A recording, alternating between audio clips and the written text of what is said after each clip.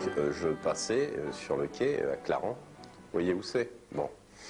Eh bien, je me suis dit, tiens, se faire tirer le portrait par une artiste slave, pourquoi pas?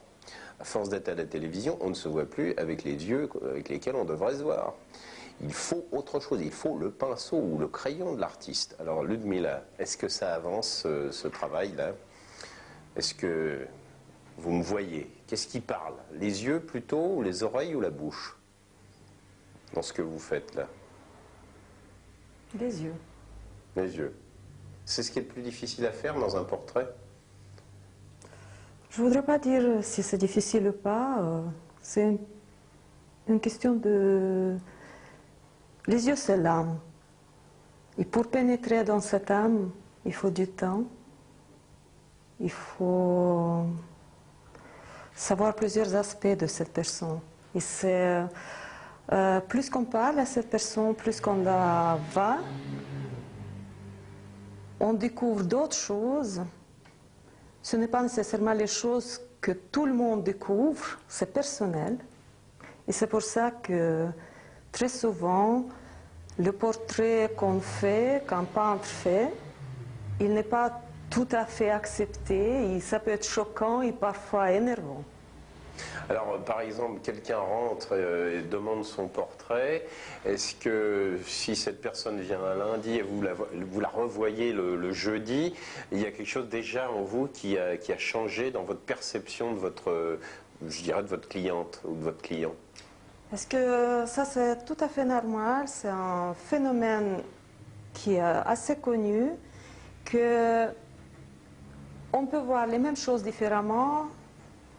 Dépendant de ce qu'on ressent ce jour-là, lumière, l'humeur de chacun, il y a beaucoup de choses en jeu.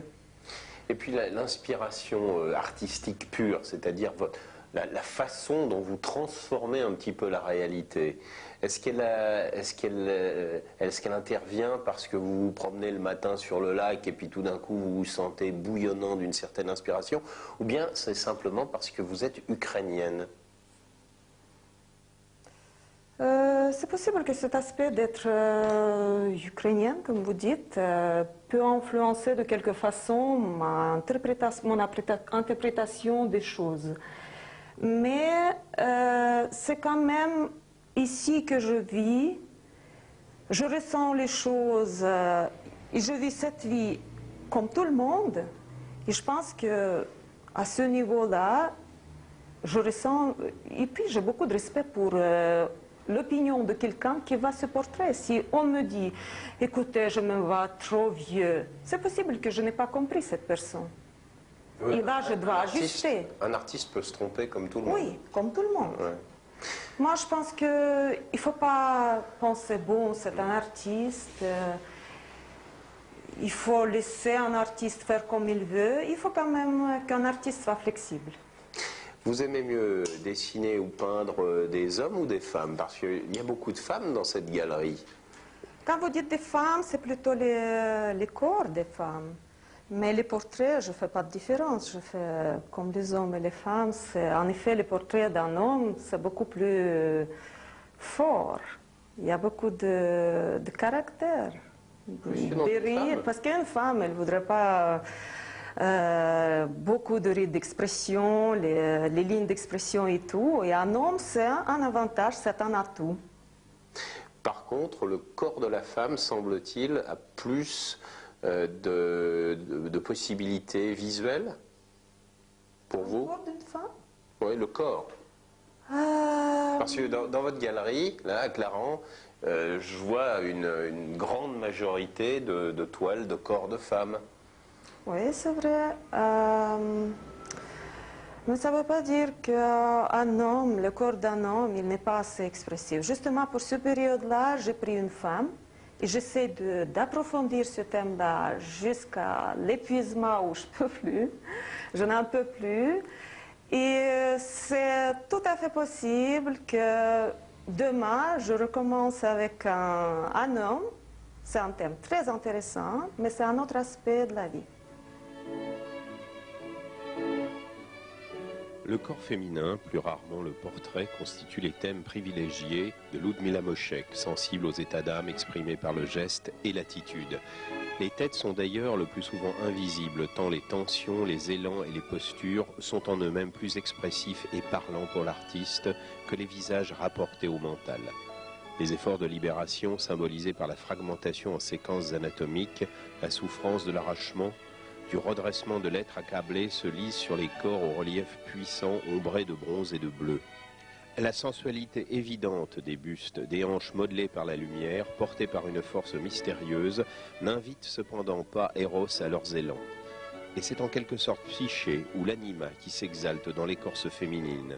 Ainsi peut s'expliquer cette figure en lévitation entraînée dans un passage de l'âme sombre vers quelque monde auré et spirituel.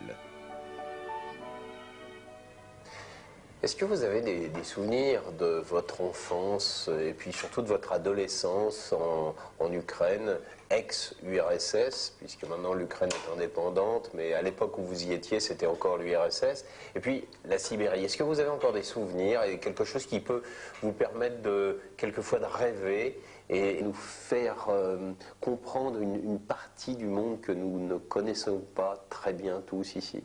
Je me demande si vous ne le connaissez pas. Moi, je pense que les gens d'ici le connaissent parfois mieux que nous le connaissons.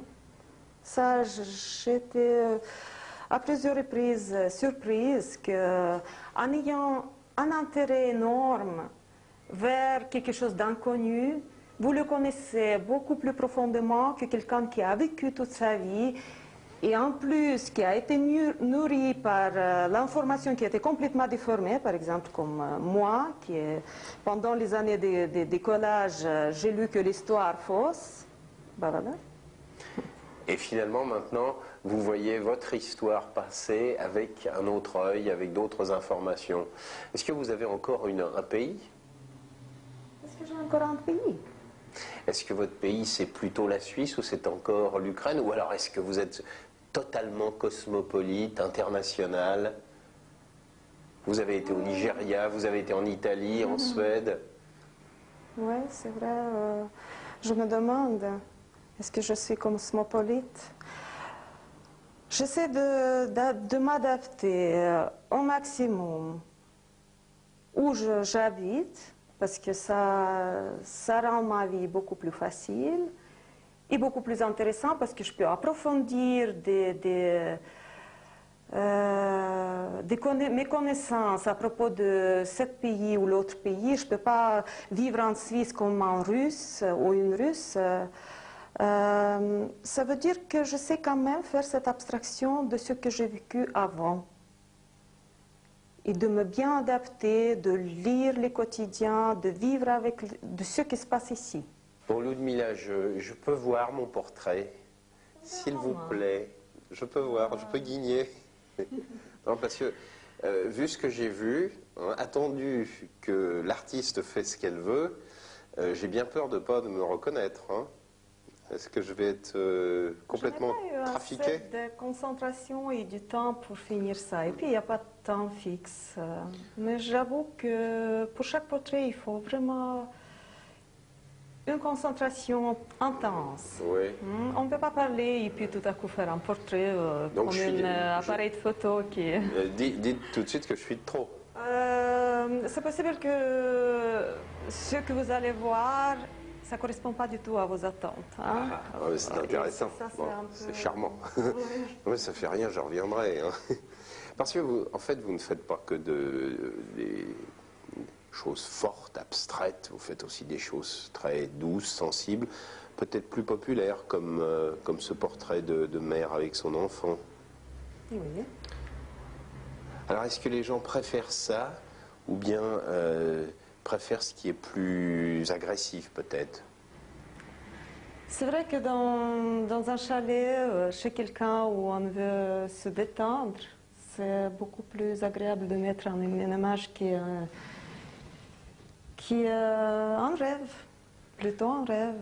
Alors l'artiste peut vivre en fait deux périodes ensemble, soit une période abstraite, soit une période, je dirais, plus facile. Ou bien est-ce que quand vous avez décidé une fois pour toutes d'abandonner un certain type de peinture, vous passez à un autre et vous voulez oublier le passé? Pour oublier le passé, c'est dommage. Je trouve que, par exemple, de temps en temps, faire un portrait, ça me remet en question. C'est un plaisir de revenir en arrière.